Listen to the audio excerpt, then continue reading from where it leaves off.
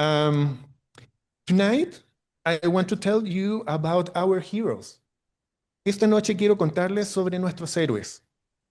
Today, I want to honor real heroes, young men and women between 18 and 24 years old.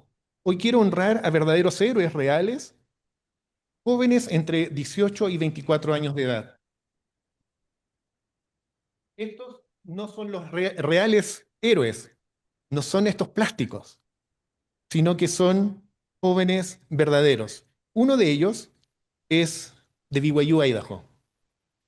Estos jóvenes no son héroes que usan eh, alguna capa, sino que son héroes reales que llevan una placa y caminan con fe. Not all heroes wear capes. Some wear name tags and walk with faith. They leave their homes, families, and dreams to serve as missionaries of the Church of Jesus Christ of Latter-day Saints. Their mission is not to be admired, but to lift and transform lives, serving another like Jesus Christ did. Dejan sus hogares, familias y sueños para servir como misioneros de la Iglesia de Jesucristo de los Santos de los Últimos Días. Su misión no es ser admirados, sino levantar y transformar vidas, sirviendo a otras personas como Jesucristo lo hizo. After their service, life demands quick decisions, work, support their families, get an education, and start their own families. Después de su servicio, la vida exige decisiones rápidas, trabajar, mantener a sus familias, obtener una educación y formar sus propias familias. But heroes dream bigger. They choose to continue learning. Pero los héroes sueñan en grande, eligen seguir aprendiendo. They start with English Connect and continue through Pathway. Many enter BYU Idaho online and build a new destiny. Comienzan con English Connect, continúan con Pathway y muchos ingresan a BYU Idaho online construyendo un nuevo destino. They understand that education is a personal transformation process and require action, sacrifice, and dedication. Ellos entienden que la educación es un proceso de transformación personal y requiere acción, sacrificio y dedicación. One of these heroes, while studying business in BYU, Idaho, was struck by a severe case of multiple sclerosis, losing much of his mobility in his body. Uno de estos héroes, mientras estudiaba negocios en BYU, Idaho, fue golpeado por un caso severo de esclerosis múltiple. Perdió gran parte de su movilidad de su cuerpo. Even from a hospital bed, he kept studying. Incluso desde una cama de hospital siguió estudiando. Today, he's a proud graduate, healthy and successful entrepreneur. Hoy en día, él es un orgulloso graduado, saludable y un empresario exitoso. True heroes don't give up. They rise higher. Los verdaderos héroes no se rinden, se elevan más alto. These missionaries, students, and future leaders are the real builders of Latin America's future. They are real heroes. Estos misioneros, estudiantes y futuros líderes son los verdaderos constructores del futuro de Latinoamérica. Ellos son héroes reales. That was our hero number one. Hero number two. Many of our Latino students begin their journey in English language institutes. Muchos de nuestros estudiantes latinos comienzan su camino en institutos de inglés, working tirelessly to learn a new language, English, trabajando incansablemente para aprender un nuevo idioma, el inglés, and preparing of exams like the TOEFL test to be accepted into universities like BYU or Ensign College, y preparándose para exámenes como el TOEFL test para ser aceptados en universidades como BYU y el Ensign College. They leave their families, their parents and siblings. Dejan a sus familias, a sus padres y hermanos to embrace a life of sacrifice where their parents' savings run out fast. para abrazar una vida de sacrificio donde los ahorros de sus padres se acaban rápidamente. I know many of them personally. Yo conozco a muchos de ellos personalmente. One of them is from Guatemala. His mother is deaf and mute. His father died recently. Uno de ellos es de Guatemala. Su madre es sorda y muda y su padre murió recientemente. He studies and works to be completely self-sufficient and so as not to worry his mother. Él estudia y trabaja para ser completamente autosuficiente y no preocupar a su madre. Has just been accepted by Instant College. He starts classes the next week. He is a hero number 2. Acaba de ser aceptado por el Instant College. Entonces él empezará las clases la próxima semana. He's our hero number 2. We are talking about our hero number 3. They already speak English and are accepted into a university. Ya dominan el inglés y han sido aceptados en la universidad. But face enormous financial barriers. Pero enfrentan enormes barreras económicas. Their parents send what they can. But here is in the USA, that money doesn't go far. Tus padres envían lo que pueden, pero aquí en Estados Unidos ese dinero no rinde mucho. So they work on campus, but the law only allows 20 hours per week. Así que trabajan dentro del campus, pero la ley solo permite 20 horas semanales. ¿Les hace sentido? Make sense for you? Between 10 or 14 dollars per hour, they make around $1,000 a month. Entre 10 dólares y 14 dólares por hora, ganan unos $1,000 al mes. Renting a home, renting a room can be between 500 or 600 per month. Solo el arriendo puede costar entre 500 dólares y 600 dólares. And here's the hard truth. Aquí va la dura realidad. Each semester at BYU costs $3,344 per month, per semester, plus an escrow deposit of $4,000.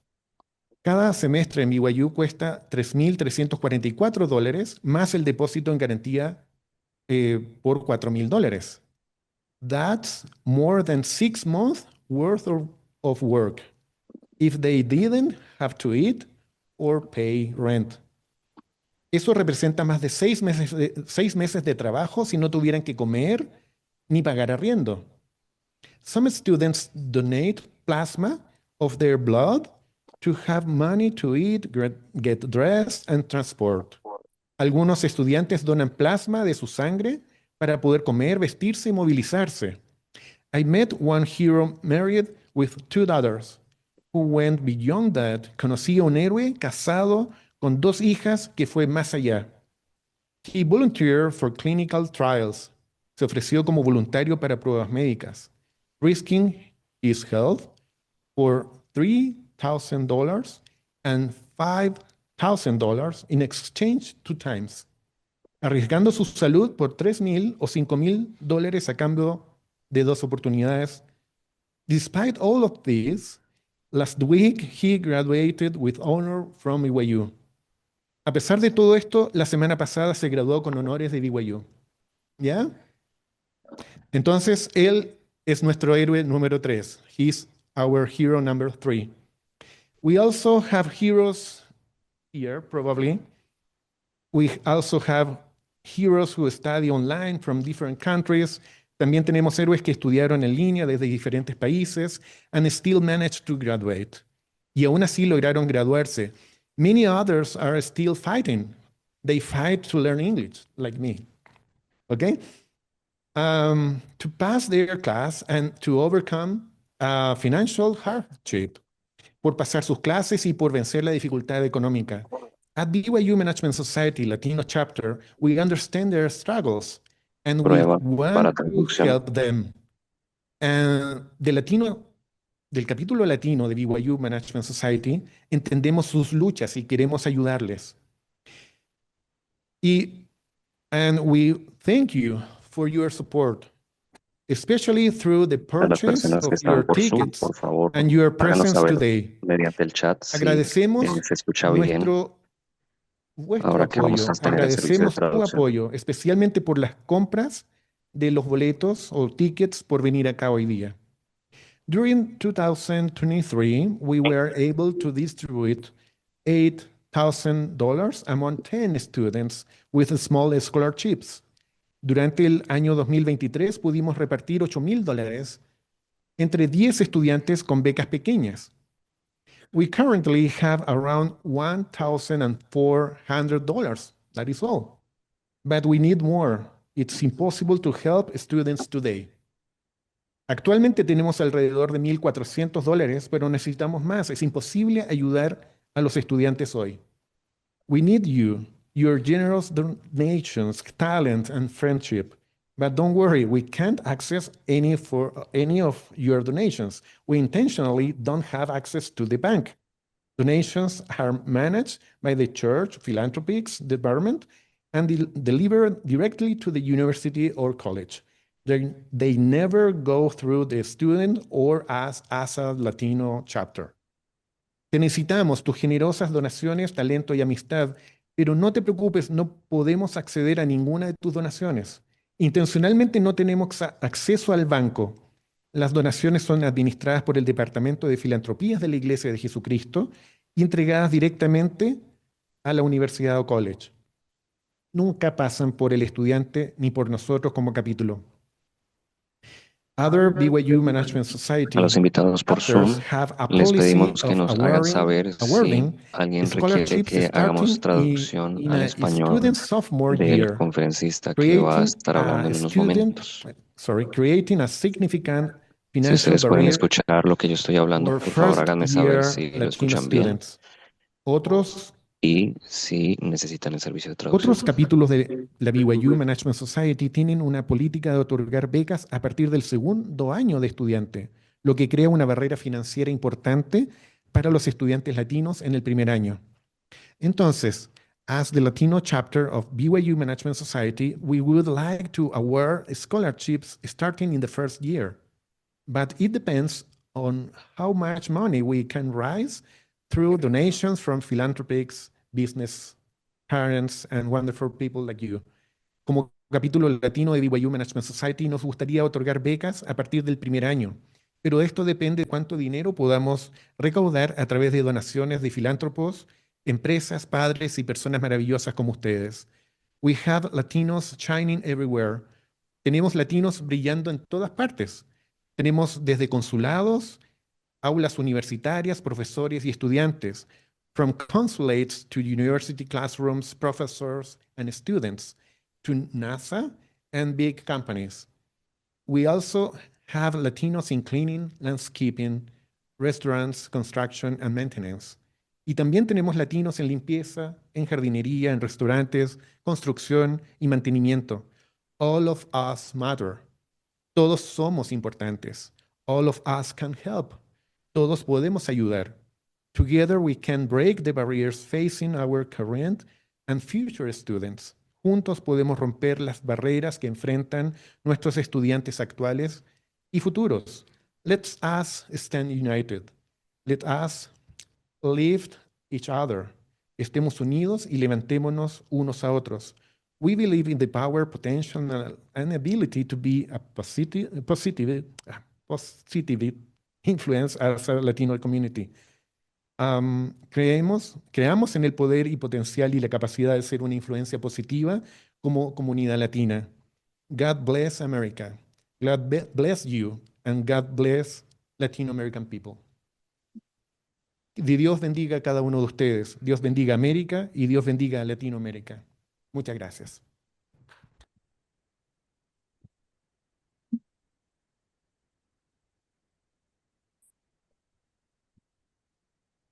You come especially for Tim Kapp. He's our friend. Tim and Christy, his wife is over there, is a friend of my work. He's a expert in AI, intelligence artificial, but is a humble and lovely man. He was studying here in BYU, have MBA in BYU, and work a lot of has experience in Google or Silicon Valley in California, and have a lot of experience in this topic, technological topic. And the most important thing is your time. Thank you for inviting me.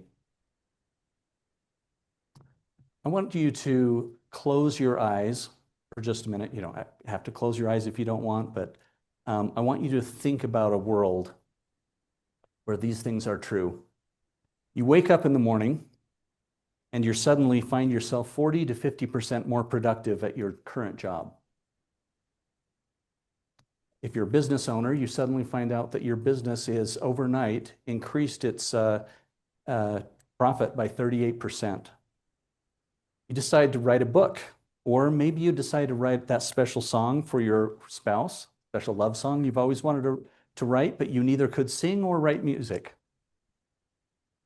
And then you go out in the world and you see on the news that we have reduced drug discovery costs almost 75%. Typically that costs $1 to $2 billion to launch a new drug.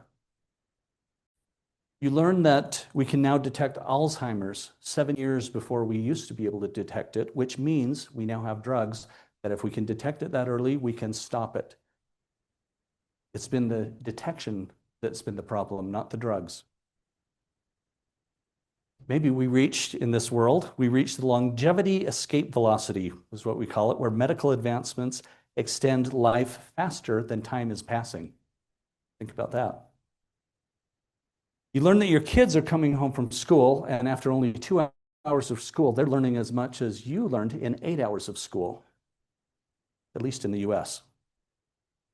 We find that robots and online agents are learning to interact with us, not by us programming them anymore, but they're watching YouTube videos to learn about us.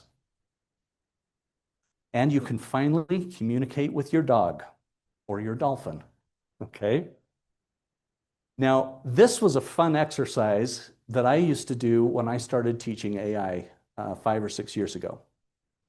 And I want to tell you what is actually true today, or becoming true very quickly. Okay, you're going to see in just a minute, I'll talk about the business productivity in certain fields and the incredible increases that we're seeing in those fields. I have recently written a love letter to my wife that I definitely use ChatGPT for, and it works, and I told her and she didn't care. She said it was much more empathetic than I normally am or love. I've also written her a song or two using AI and sung it using my voice, but definitely more in tune than I would ever sing. We can now detect Alzheimer's 7 years earlier. That is in clinical trials. It has not been released, but we are detecting, and the amazing thing is we can detect it through a cell phone call with 80% accuracy. The drugs are already on the market. Once this is approved, we can stop Alzheimer's. The longevity escape velocity, that's a little way off.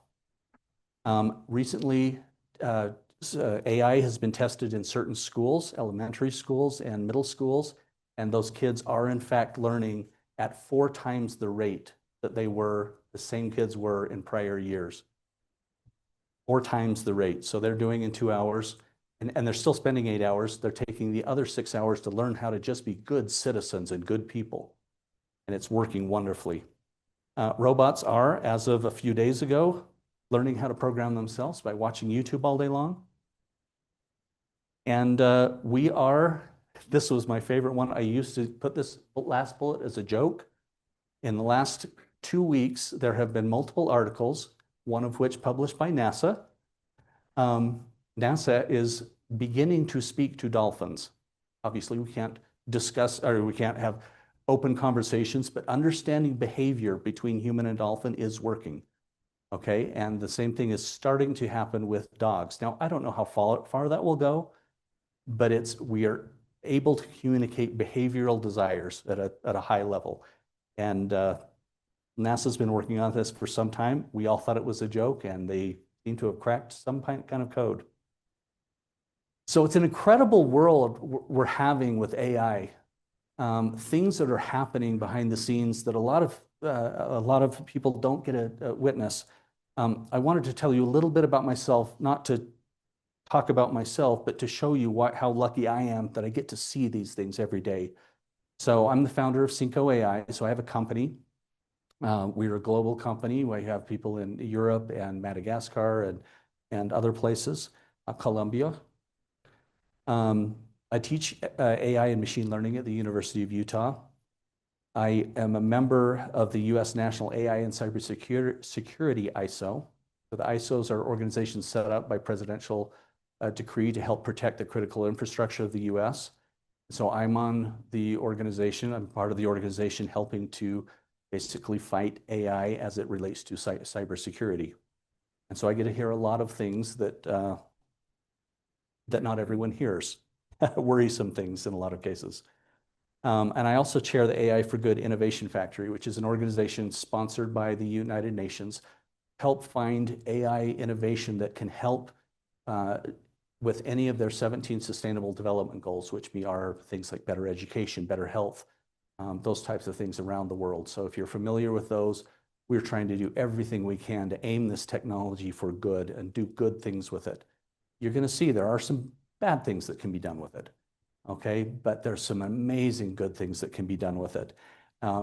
We have, our organization has actually had the last 2 world winners doing things with women's health and breast cancer awareness, just amazing innovations using AI.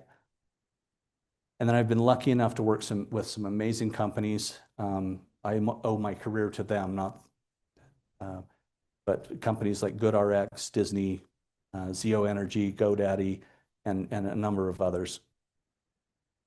So I want to talk about the 7 questions that I get frequently. So I'm asked a lot of questions, but I get the same 7 over and over in different forms. The first question I always get is how big or how disruptive is AI really going to be? Or is it just a lot of hype? We see it in the news everywhere. We're all seeing it. You get on TikTok, you'll be overwhelmed by AI or any of the social media. So the question is it real? I mean, we've seen hype waves before with almost every technology that comes out. A lot of people ask me, well, what is it? What can it actually do for us? How does it benefit us? I get this question a lot, different versions of this question of how intelligent is it really? Okay. The next one, people ask some version of the question, what does the future of work look like? And the sub-question underneath that is usually, is this going to take my job? Or what major should my kid be in? Okay, because everyone's worried about, everyone in college right now is worried, is my job, is the thing I'm going into now going to be displaced by AI? There's a lot of worry about ethical issues, and I'll share some of those. Those are the ones that keep me awake at night. And then lastly, what can we do? What could I do today to catch that wave? Now, that's a lot of stuff. We're going to try to cover this. I am going to use a fire hose here, so we're going to go through a lot of information quickly. Claudio, I will share the presentation. You can look at this later, but we're going to move very quickly here. Very quickly. Okay. So let's answer the first question. First question is, how big or how disruptive will AI really be? Now, we've had a lot of very large organizations, and I have only named 5 or 6 up here. There's a number of organizations that are all trying to triangulate how big this is going to be. What will be the economic impact?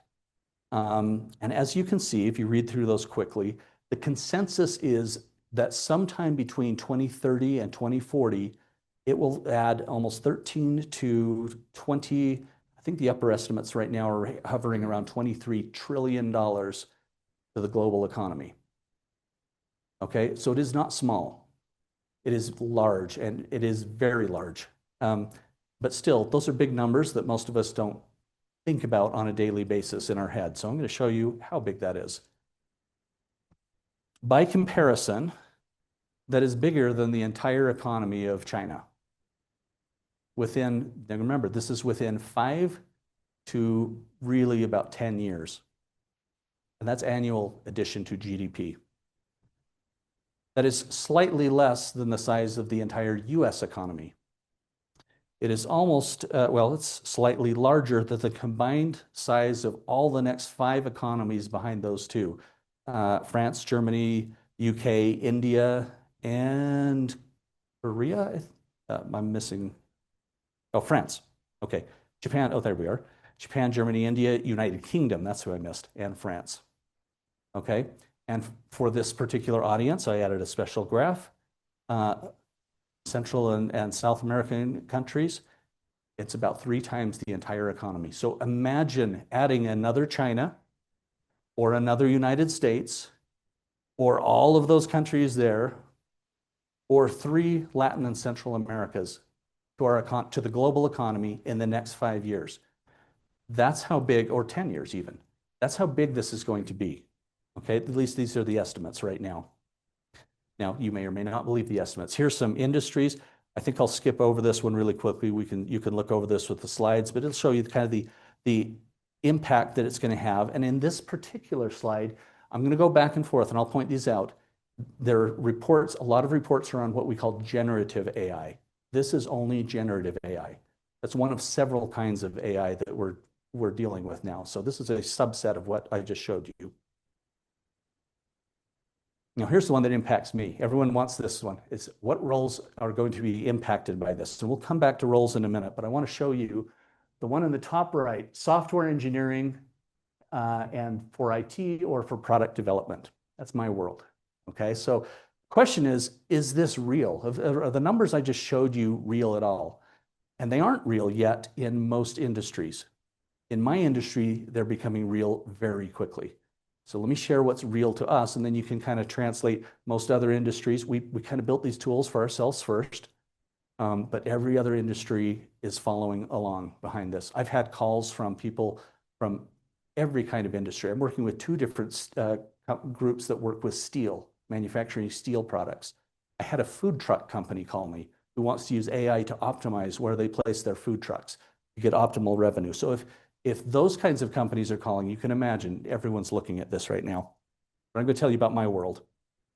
In the software world, we just started programming with this stuff really about 18 months ago. Some of us were using it before, but it wasn't heavily used and we didn't trust it to code for us. 92% of US developers as of last month have now integrated AI into our daily coding. Now, I wish I had taken a picture of myself last night. As I lay on my couch with my virtual reality glasses on, my computer over here, and I spoke to my development platform, and it coded for me. I told it what to do. I didn't write any code, and I built an entire application laying on my back on the couch with AI doing what I told it to do. And it took several hours. That same thing probably would have taken me 6 months a few years ago. Faster development cycles. Google's reporting that they have cut their development time duration by about 50% on large-scale projects. On prototype projects, we're upwards of 90% increase in productivity right now. So fully launched products take a little longer, and they take a little more testing and human checking of things. Prototype products, my team is up to launching prototypes at almost 9 times the speed if we look at usable code. Enterprise scale, Amazon's done similar things. They help modernize 30,000 plus applications, translating from one language to the other. You can see across the board, we're seeing just generally a major increase in this. Every major software company has adopted this at this point. Major time to market improvements. And one thing we're finding is that with AI, developers are they're much happier. They like their jobs better because it's fun. We get to do the fun stuff now. We don't have to do the drudgery. We don't have to constantly be checking out our code or finding out what the bugs. I ask it, what's the bug? Check it, find it for me. So for us, it isn't hype. And that's one industry I understand, and it's the first industry because we're also the people that built a lot of the tools, and we built them for ourselves first. But this is about to happen in every industry and for most jobs, okay? I love this quote. Everyone's a programmer now. You just have to say something to the computer. And I think I proved it last night. Okay, so why is it so big? And this is my initial degree was in econometrics. So I like to think of things, you'll see this theme throughout. But I like thinking of why things happen. Why is this big and do I really believe it? And so what we found out, there was a great article, and I wish I could remember what it was, about 15 years ago. It came out in a magazine that said, okay, what are the top innovations and can we categorize them? And this is what they essentially came up with is every single major human innovations back to the wheel. I don't know if it goes back to the fire, but since the wheel has met one of these 8 criteria. It has either helped us improve communication, like the printing press or the radio or the TV. It has extended human life in some form, like vaccines or human productive life. And this is interesting. Glasses, if you think about it, extended the human productive life by about 15 years because it allowed older people like me to work longer. It augments our natural abilities, so things like the abacus, or it disrupted physical movement of people or resources like the train, the steam engine, the gas engine, roads. It made the future more predictable. Insurance, the stock market, things like that makes the future more predictable for all of us. It somehow provided shared infrastructure like water, as you can imagine, or sewage systems. Or it introduced raw materials that change what we can build. So steel and things like that. And lastly, and this is the one that doesn't fit the rest of the mold, it created innovations that created asymmetric war or defense capabilities. Okay, so you may notice, if you're an economist, you'll notice that 1 through 7 are all about human productivity. We tend to measure innovation in terms of productivity. How much more can we build? How much more can we do, primarily in work? Okay, the last one is anti-productivity. How much can we defend the assets that we've built? How well can we defend those so they don't get destroyed? Because war destroys productivity. And those are the 8 archetypes. If you think through almost any major innovation in history, those are the 8 archetypes. And most innovations tick off most major innovations tick off 1 or maybe 2 of those at best. And the reason we think AI is going to be so big is because it actually ticks all 8 of those. It's an enabling technology that is impacting every single one of those as we speak. And there's some you might hear, some are obvious, like war and defense. We're seeing this already in our fighter planes. We're seeing it in communication. Now you might look at raw materials. That really impacted by AI? Well, it turns out it is.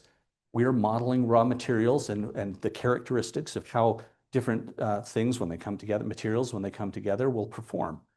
And we're doing quite a lot of this, graphene and things like that. New materials are being modeled all the time. It's actually one of the biggest areas AI is being applied to.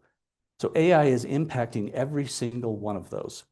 And you'll see those in just a minute here. Extends human productive life. Medical is second only to software in its uptake of AI systems. And we're seeing amazing stuff in medical right now. And so this is how I think of disruption. I like the formula, kinetic energy is a function of mass and velocity. If you translate that into impact, into a business formula, this is what I like is, disruptive energy is caused by massive increases in economic productivity and speed of adoption. And to put this in perspective, hopefully I prove to you that we are seeing massive increases in productivity. If AI right now is having a bigger impact than any single other major human innovation at a faster speed. So its overall disruptive energy is significantly larger than anything. To put it on comparison, most estimates are right now that it will be at least 2 times what electricity was.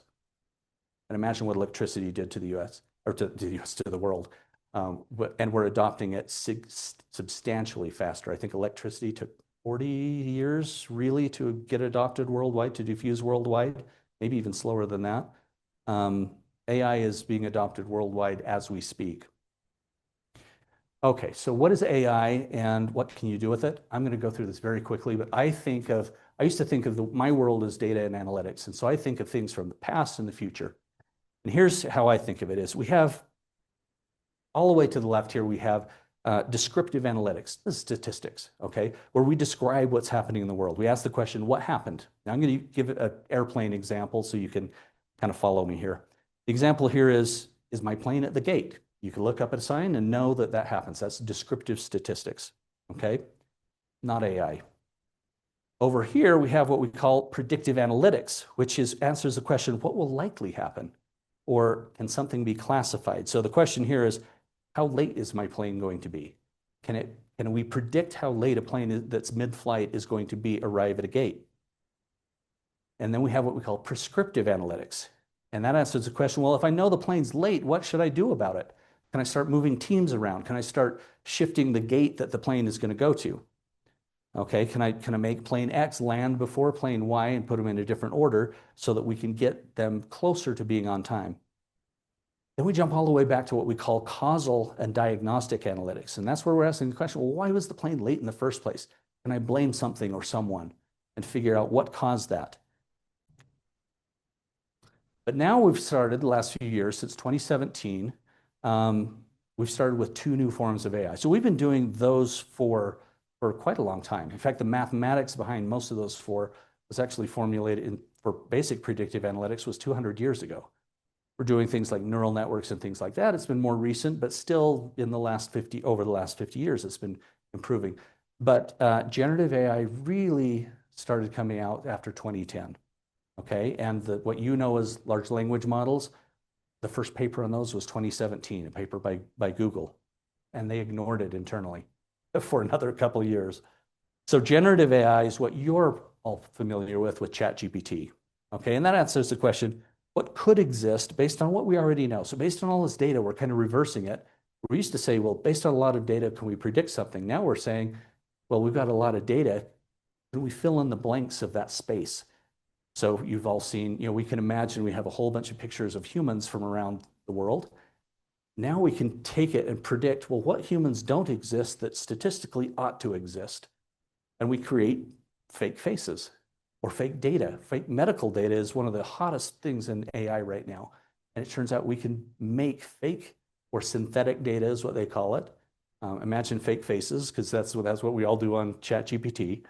And it's just absolutely amazing what can be generated.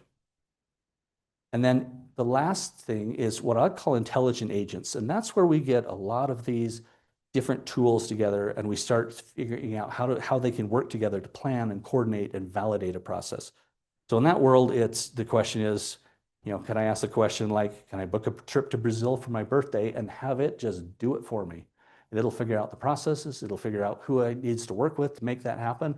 It'll verify that it was all done and report back to me, okay? Oh, sorry. So these last 5 are really all forms of AI, very different forms of AI.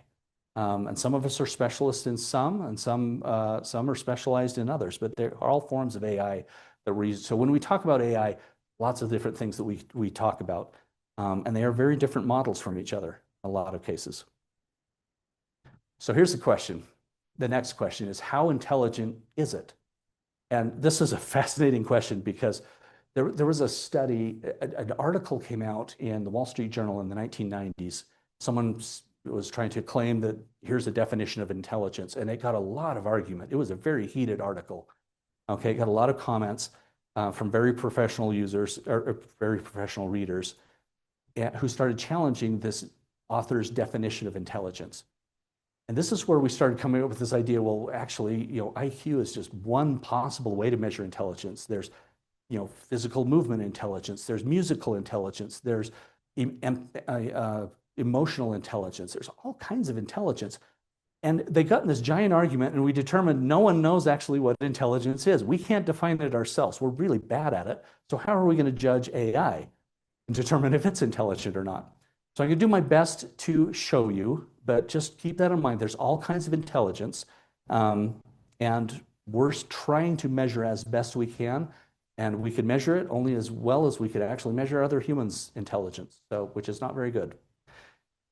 So we know it's really good at chain of thought reasoning. And what that means, chain of thought reasoning, is basically, can it methodically reason through a complex set of tasks or processes?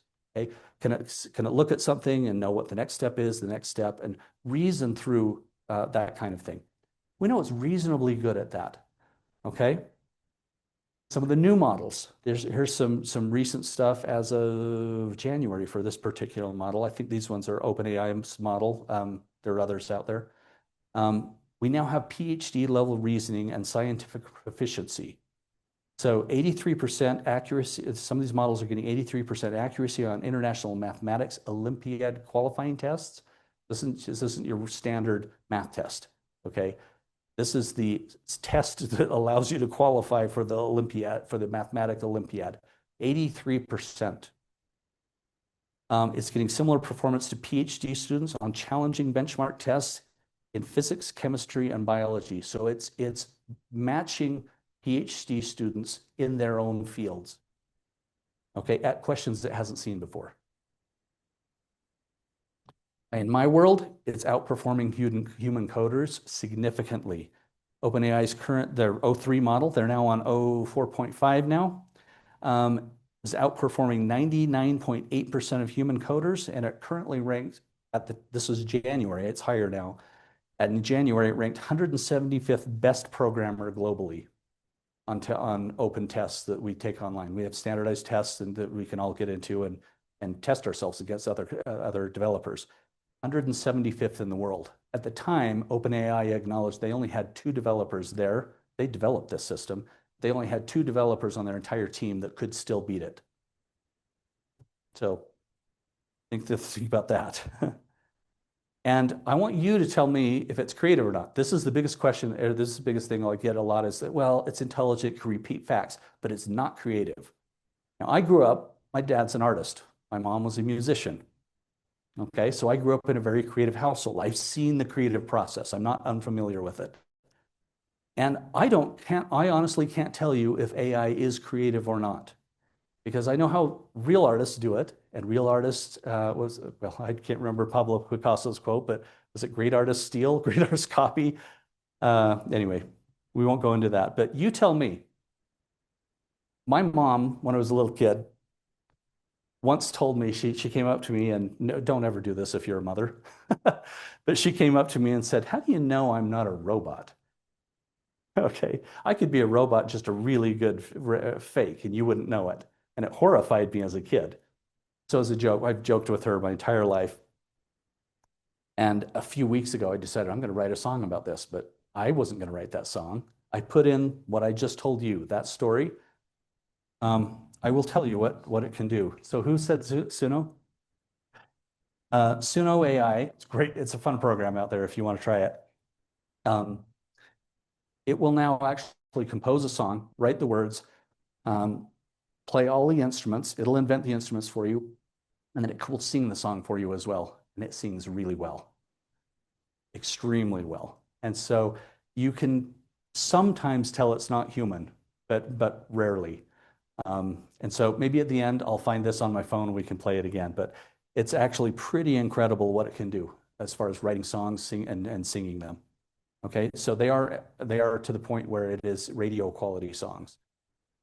You can release these publicly, and I know a number of people that have done it. CD Baby and others don't like you to do this. They want you to put a label on it, but we're getting away with it. I shouldn't say we. People are getting away with it.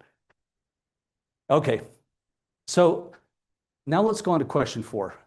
What's the future of work? That's the next question I get answered a lot. And I found this paper just 2 days ago. It just came out from Harvard. And the future of work, I think, is what I like the title of this, a cybernetic teammate. And the idea is that people will be paired with AI to do the best quality work.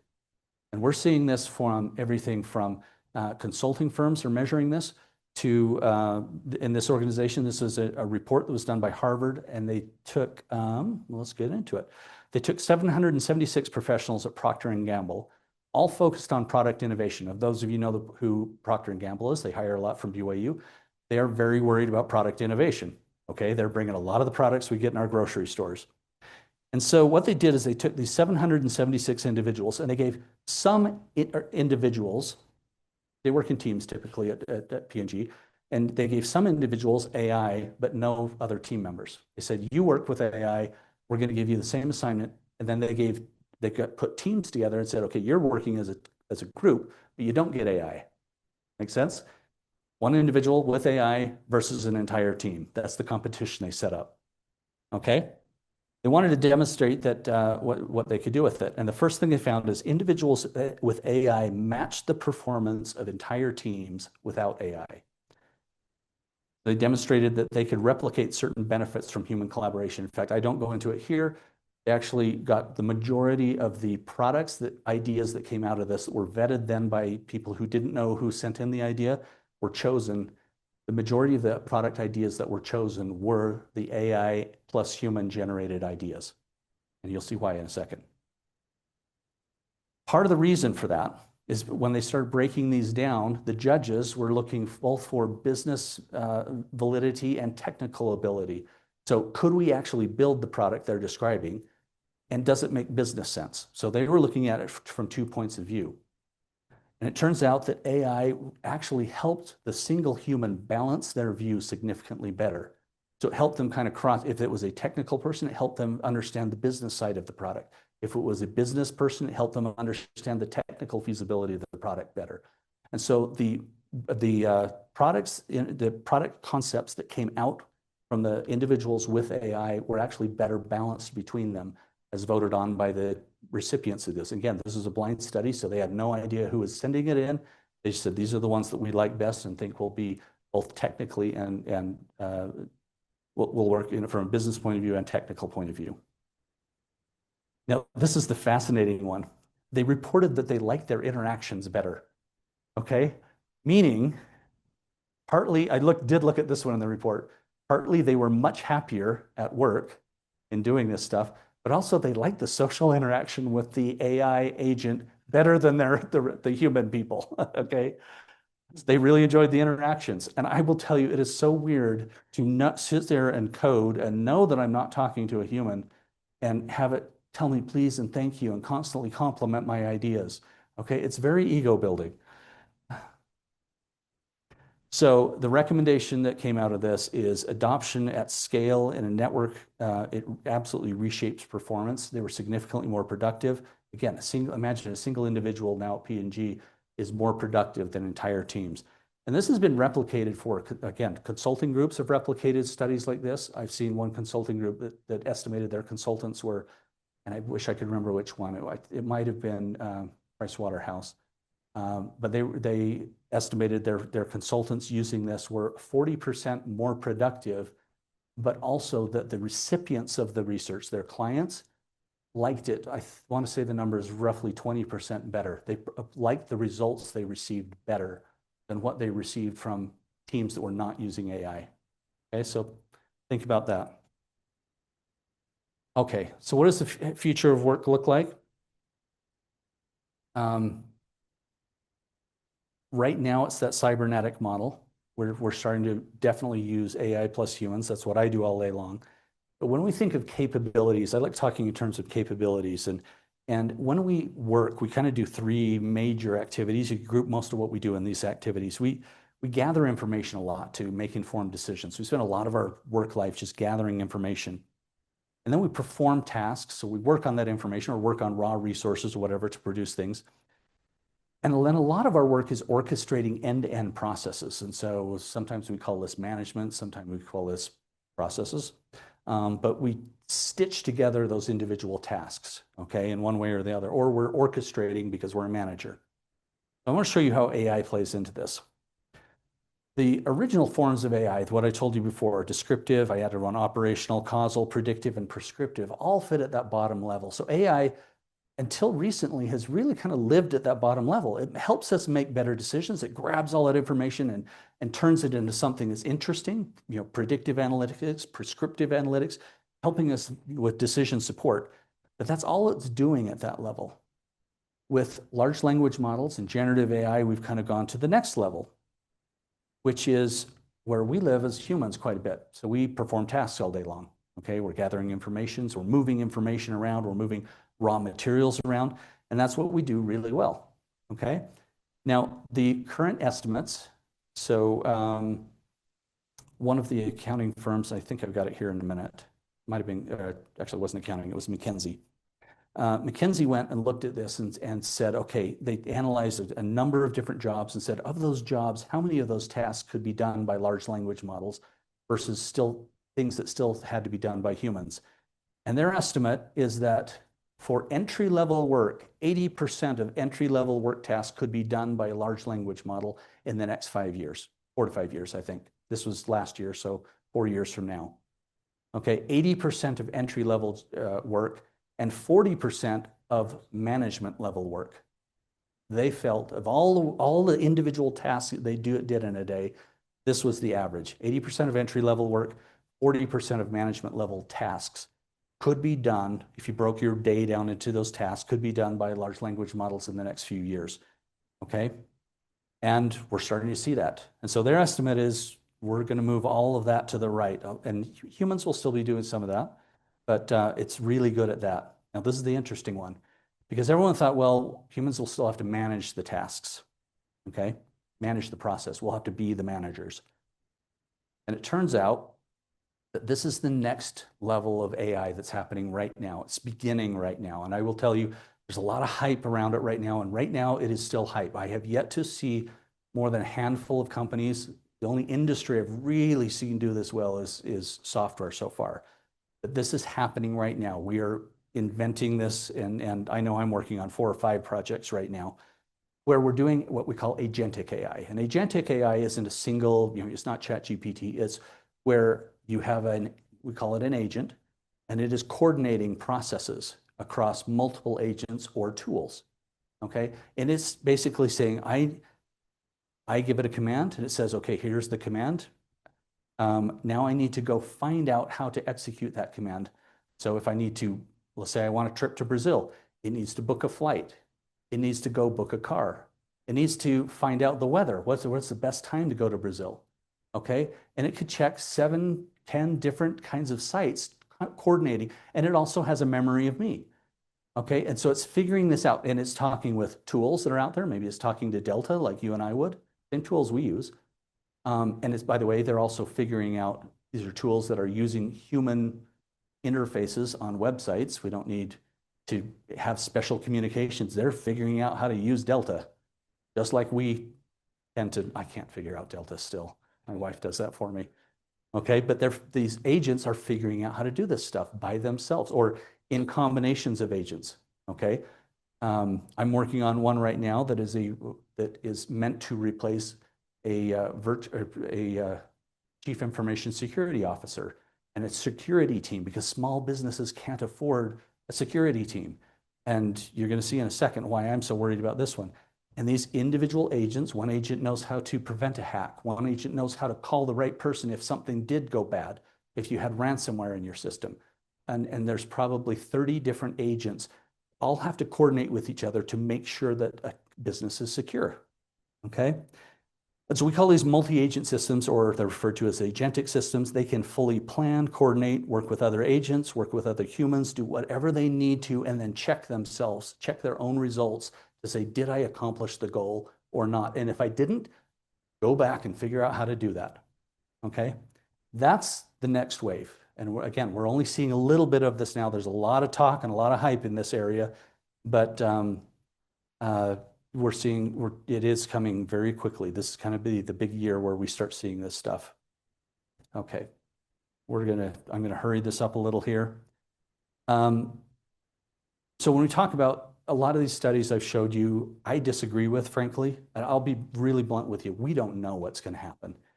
We could say a lot of things, and I'm gonna show you how much we don't know about what's gonna happen. So take what I'm saying and understand with that screen on it. One of the studies, or a couple of the studies, kind of said, here are the groups that are going to be most impacted by AI, technology, healthcare, financial services, and yeah, absolutely. I've seen major impacts in there, okay? Financial services has already lost 18% of their workers that were there in 2018 to AI and automation. It kind of got hidden under COVID, so it didn't get talked about in a lot of the news, but I've been at these organizations, and Deutsche Bank, for example, was one of the leaders in this. They're predicting they've already lost 20% of theirs, and they're estimating another 18% on top of that. And then they predicted, okay, here are the ones that won't be impacted by AI. Social work, that seems to make sense, right? Arts and entertainment, education, law, except they are. So let me show you some headlines. Turns out therapy is really good with AI. Do you know why? There's actually two reasons. One is we have this concept of theory of mind. Can you put yourself in the place of another human, which allows us to do things like empathy, okay? We don't know that LLMs are doing this, but as perceived by the human recipient, they are doing it, and they're scoring higher than therapists are. Okay, so I don't know if it matters if it's actually doing it. For the recipient, they are scoring higher than therapists. But the more important one, now imagine suicide. The most difficult issue we faced with teens and suicide at BYU, at University of Utah, almost anywhere we went was threat of suicide. It was a very difficult time, especially for youth. And we could not find enough therapists to get the youth in. So imagine what this means when you can get your therapist. If you have to wait 2 weeks to get to a therapist and you're threatening suicide, this is a better solution. Even if it's not a great therapist, at least you got something. And for rural areas, imagine what this could do. And so the state of Utah has actually passed a law allowing testing to happen in this. It's very controlled. They're watching it very closely, but they believe that this is going to work and that we can lower suicide, we can improve suicide prevention. Okay. Here's the therapist.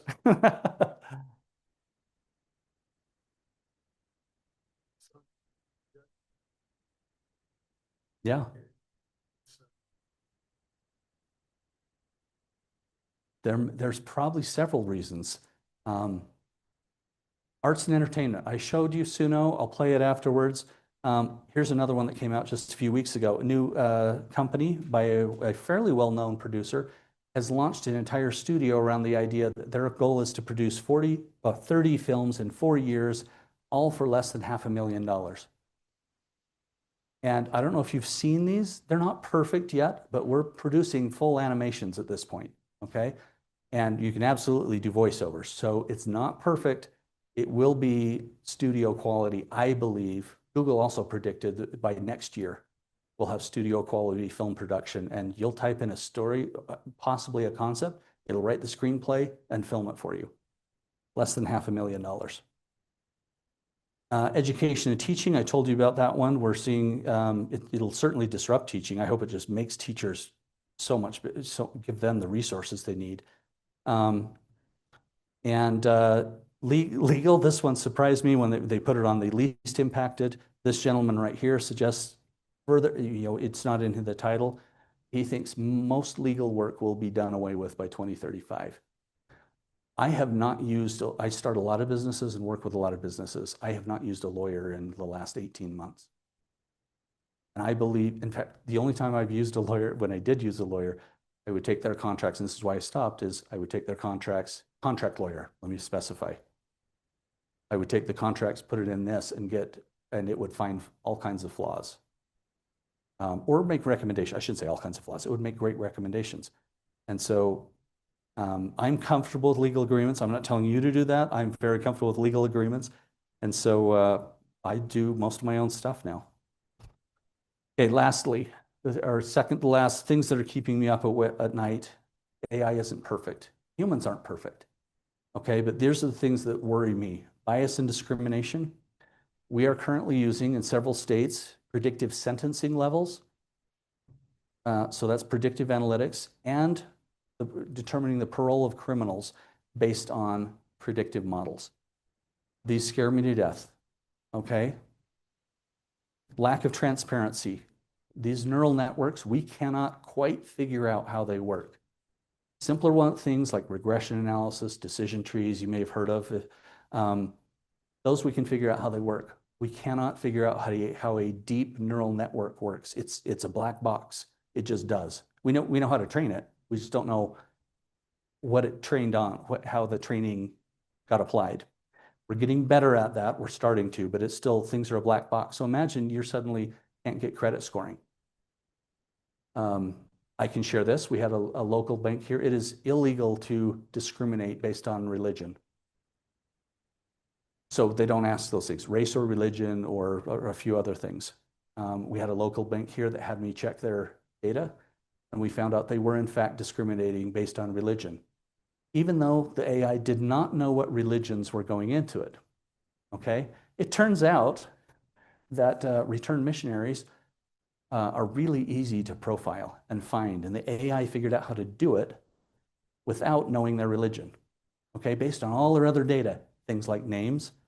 Your name is Mahanrai, there's a good chance you're a returned missionary, okay? But it figured this out, and it was smart enough to gather all this other data and figure out how to actually discriminate based on religion. And so in that case, it turns out returned missionaries for about 4 years are better at average than that paying their bills. I'm kind of excited about that. I don't know what happens after 4 years. I worry about that, okay? But when they're home, they're good boys for a little bit, or girls, okay? But you can't do stuff like that legally. If they got caught, they immediately corrected it to their credit, but if they got caught, that would be serious. Environmental impact, job displacement, this is the one that really worries me. We talked about the speed of disruption, and there will be jobs that we cannot retrain fast enough. I don't know what they will be. I'm not going to predict those, but I worry about that. Because again, this is the fastest technology adoption we've ever had. Security, I get to see the back office here. 700% increase in security attacks since we allowed LLMs out. And that's because we turned what we call these kiddie scripters, we turned them into professional hackers with LLMs. Okay, I told you how much LLMs they do for us as developers. We did the same thing for people that are doing bad stuff with code. Okay, and made a whole bunch of professionals all around the world. Oops, sorry. Misinformation, this is a huge one. The first bank robbery happened about 6 months ago, in which $10 million was transferred because a bank employee was asked to transfer something, and she was smart enough to say, I am not going to transfer that amount of money unless I get visual authority. So she got on a Zoom call with the CEO of the bank and the CFO of the bank, who authorized live a $10 million transfer. Both of those people did not exist. It was AI putting a new face on those people and their voice, okay? So that's a huge one. Deepfakes are going to be huge. And autonomy and human control, this is a worrisome, as Israel has already, this was prior to the current war, already has allowed drones to make their own decisions on which humans to kill, okay? So completely autonomous kill decisions. Those worry me. And then lastly, we'll wrap it up here. So what do you do about this? And this is, I will tell you the same thing I tell everyone. I don't know what the future is. I see the trends, I see what's happening in my world very quickly, and I'm guessing most industries will follow suit pretty quickly about that after that. But this is what I recommend to everyone. If you have a job where you're moving information around, rethink it, okay? Because these things can move and understand information really well. You are right in front of the wave. And if you figure out how to write it, you'll be good, but you need to get serious about it. So here's what I recommend. Intentional daily practice. I do this constantly, okay? I am on how many hours a day? Too many? I am constantly practicing, and I'm honing my own skills. I am constantly finding new ways, new prompts, new ways to structure things. You know, I don't believe in all these little perfect prompts and stuff. You need to learn how to speak to, if you can speak to a human well and explain your goals really well to a human, you'll be a good prompter. That's my view of the world. Not all of us do that. In fact, most of us are really bad at explaining goals in detail. in enough detail that you can determine if it was accomplished or not. So think of AI, think of LLMs especially as your 12-year-old child, okay? And you need, with ADHD, okay? And you need to explain to them how to do an entire process and come back with what you want done. If you can do that, you're a good prompter, okay? Good parents are good prompters. I would set this as a target for almost anyone at this point. You ought to be, with large language models and AI, 20 to 40% more effective by the end of the year. I believe that is not an unreasonable goal right now. I believe I'm probably operating at about 40 to 60% right now, depending on which task I'm doing. It does all my research for me. It codes for me. And when I say for me, I'm still directing this, but I'm saying, go research this. And I will tell you, about a year ago, I woke up with a great idea, I thought, went and typed that idea into ChatGPT and said, go research this idea. It turned out the research looked really good. So I said, now write a business plan for this. And it did. And I said, now take that business plan and write an investor presentation. And it did. And I sent that investor presentation to a potential investor that was Friday. And Saturday morning, they asked for a call and funded, it wasn't a huge amount of funding, but they funded it on Saturday morning. That's the speed we're operating at. Okay. And it did the financials. It did everything. Okay. So you ought to be 20 to 40% more effective for most jobs. You need to really focus on AI literacy. Coming here tonight was a great one, but learn. And if you want to learn how to do things like prompting, people are always surprised when I tell them, ask it how to prompt. It'll tell you. It'll teach you how to prompt itself. Okay, it's really good. All the time, I'll quickly type a prompt in and say, now make that better and tell me how you did it. And it'll rethink my prompt. Or another favorite of mine is I'll prompt it and say, but ask me any questions you still have after reading my prompt. And it's really good at asking questions and narrowing things down. So it'll work with you interactively. Practice that. Daily education, we talked about that. Learn how to automate repetitive tasks. If you are that level, you don't have to be a developer anymore. You can automate repetitive tasks. There are tools out there, industry specific, or things like email and stuff. Look for those tools.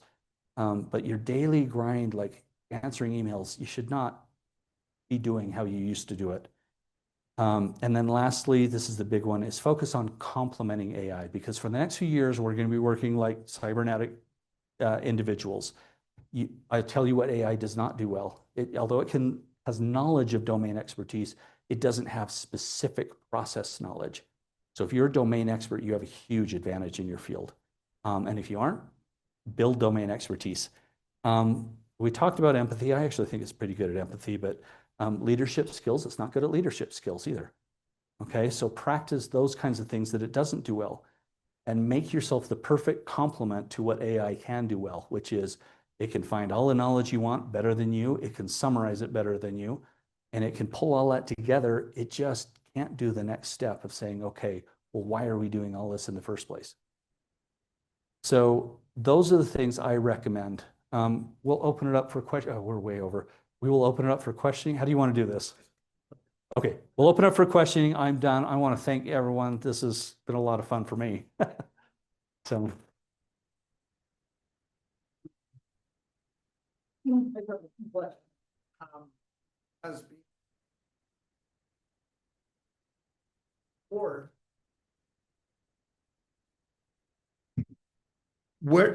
Thank you.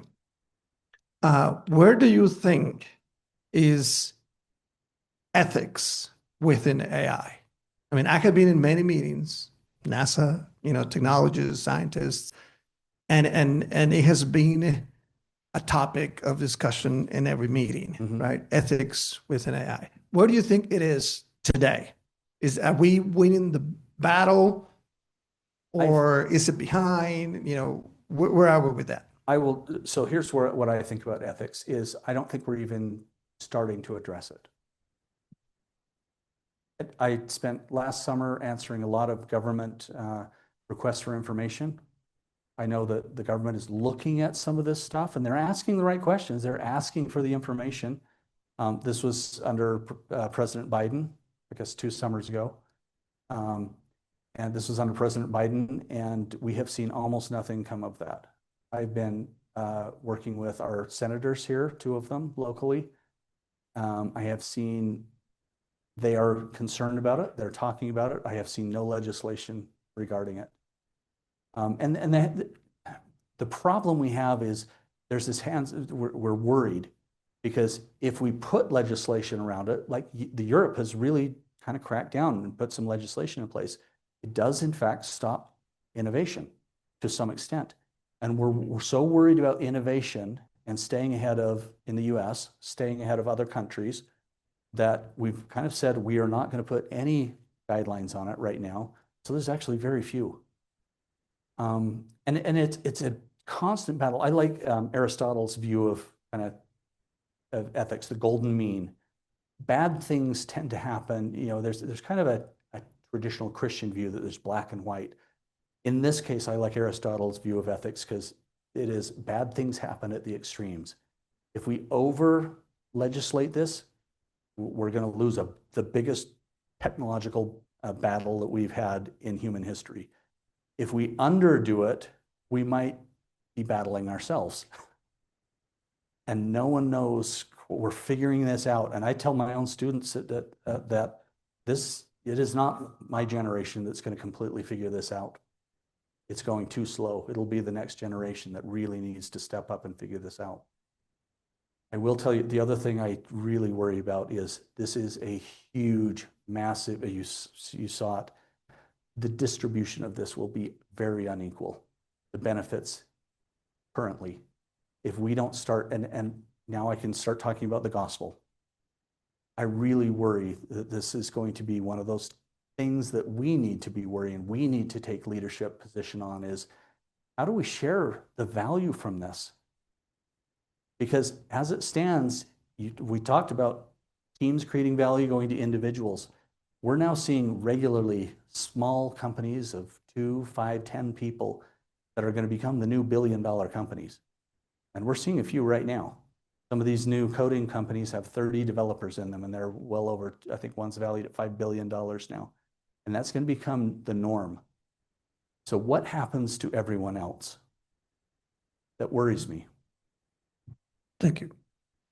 Speak a little bit more about domain knowledge and process knowledge. About domain knowledge and process knowledge? Yeah. So here's what I found is, I don't remember who said it. It might have been Jeff Bezos. Said every company is a process company. And Amazon is built around that concept that they see themselves first as a process company and second as a product store or whatever they are. And they look at everything as a process. And here's what I found is LLMs know a lot of things, and they know general processes. They know what you and I could go on the internet and see. So anything on the internet, it can kind of figure out. But there's deep domain process knowledge. You get someone, I'll give you an example. When I partner, so my company, Cinco, we partner with companies that don't have AI teams. It's very expensive to put an AI team together. We'll partner with companies so they don't have to carry the expense of an entire AI team, but we can bring a full stack of AI developers with 30 different specialties, okay? And we partner with them to jointly launch products. And the reason we built that model is because we can build AI all day long, and the AI models are very similar to one another. But the thing I can't do is I don't know the deep process knowledge in an industry. And the stuff that you're not going to find on the internet, the stuff you have to go to your 50, 60, 70-year-old workers because they've been doing it forever. And they just know how their world works. That's what I'm talking about. Does that make sense? LLMs can't do that because that stuff isn't on the internet. It's still in everyone's head. And the more I work in industries like that, the more I'm finding that is a bigger secret. That what we used to think is a little secret sauce is now the big secret sauce. Yeah. I came here because I've been working as a missionary in family search, family history for 5 years now. And today we had a remarkable day because for years, everybody's been doing indexing. Many people have been doing indexing, right? So that we could do searches on people and places and things, the records the church has been photocopying.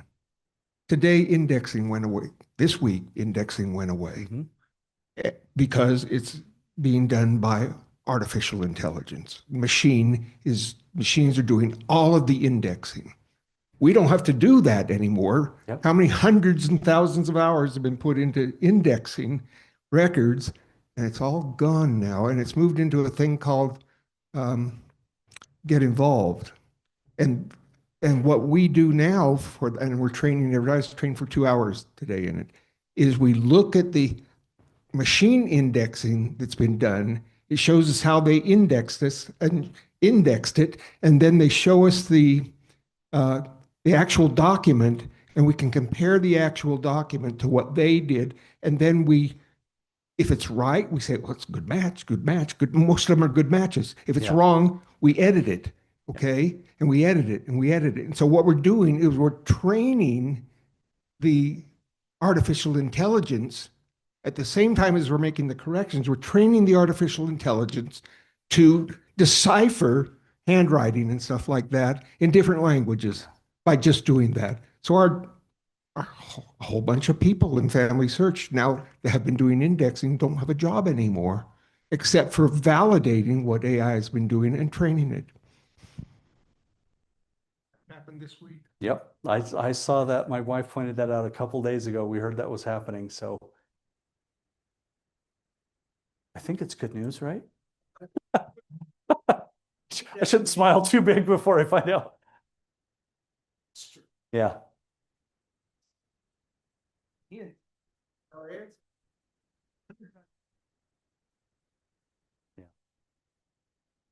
Leah? What are the thoughts on AI becoming so self-aware that it's basically demanding of more electricity, more materials for building robotics and so forth, that it sees the humans as competition? So, well, let me answer part of your question first. Forget self-awareness for a second. It's already on track to be an environmental disaster. We are using so much electricity to power this stuff.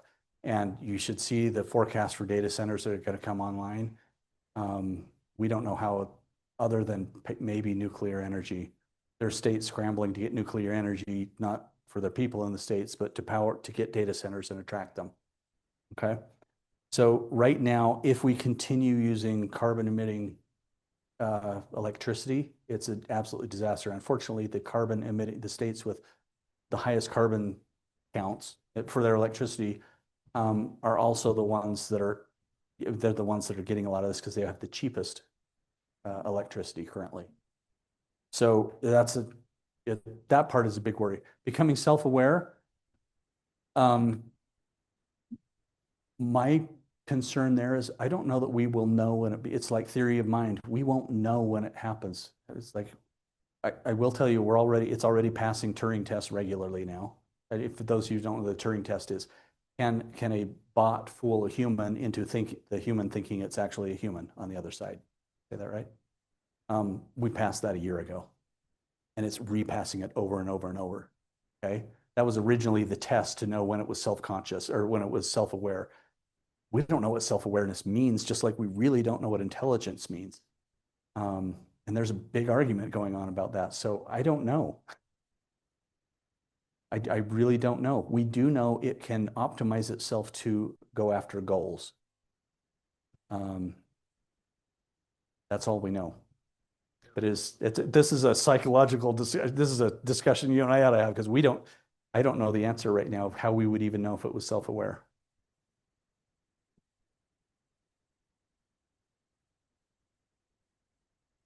And yep. Well, and the bigger issue is bad goal setting by humans. So the Air Force did this is a thought experiment that actually got misreported in the news as an actual thing that happened.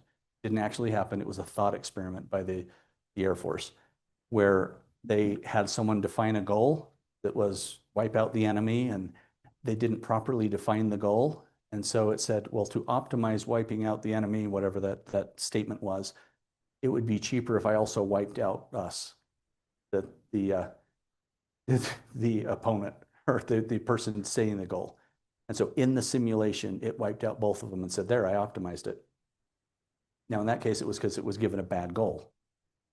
But I don't know. Sorry, I wish I had more answers. We're going kind of long here, so I'm happy to stay after. I want to make sure everyone's comfortable and can get out on time. So Just one question.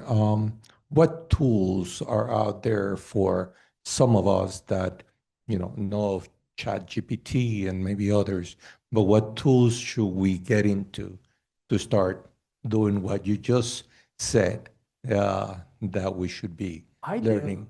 I do a lot of my stuff just with ChatGPT. I have 3 or 4, but I use ChatGPT. I use Claude from Anthropic, which is nearly identical. I've used image generators from several different groups. I use ChatGPT most of the time for image generation now. If you want to play with music and have some fun, go to suno.ai. AI, and it's actually a blast. It'll play music, it'll do fun stuff if you just want to play around with things. But I don't use that many tools. I kind of use those, and if, I'm playing with some Microsoft and Google stuff right now. But you don't have to code to use. You can do most things with those basic tools. I develop, so I'll often build my own tools on top of those, but for the most part, you can do that kind of thing. You can't do multi-agent or agentic systems yet on those. That'll start democratizing probably in 2020, late 26 or 27. Those tools will be generally available. If you're a developer, you can do those things now, but it's even new to us developers. That answer your question? Sorry. I wish I had more, but I kind of keep it small. I don't, I'm not buying every new thing. Okay.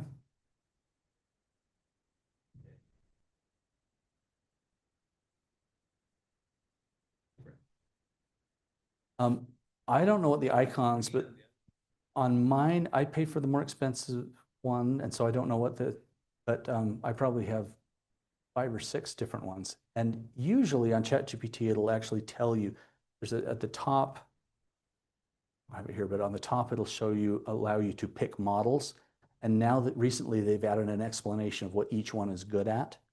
If you have the most recent version of ChatGPT, it'll give you a little sentence that said, this one's good at reasoning, this one's good at processes, this one's better at research. I will one more tool that I use constantly on ChatGPT, and I think that they all have some version of this. If you look at the bottom, there's a little thing called deep research. If you want to do research and you need references and things like that, I highly recommend deep research. This is not DeepSeek, which we've also seen in the news. It's something called deep research in ChatGPT. And if you're trying to get a lot of information, basically you're giving it permission to go out and do like 20 minutes of research. It won't give you an instant answer. It'll do 20 minutes of research, summarize it, bring back references for you to read, and then it'll put the whole thing together and it'll do a 20-page write-up for you, which is as good as any analyst I've ever used. So that's a sub tool I would highly recommend. Okay, well, if no more questions, I'll turn it back to you, Claudio. Thank you to be here, everybody. I will share my time with Luis Velasco. Thank you, Claudio. Thank you, Tim, again. It was great. I think it's a topic that everybody's interested in. Maybe we will get you interested in coming back and do something, a little more practical for some of us that, need some help to get into it and see some benefits.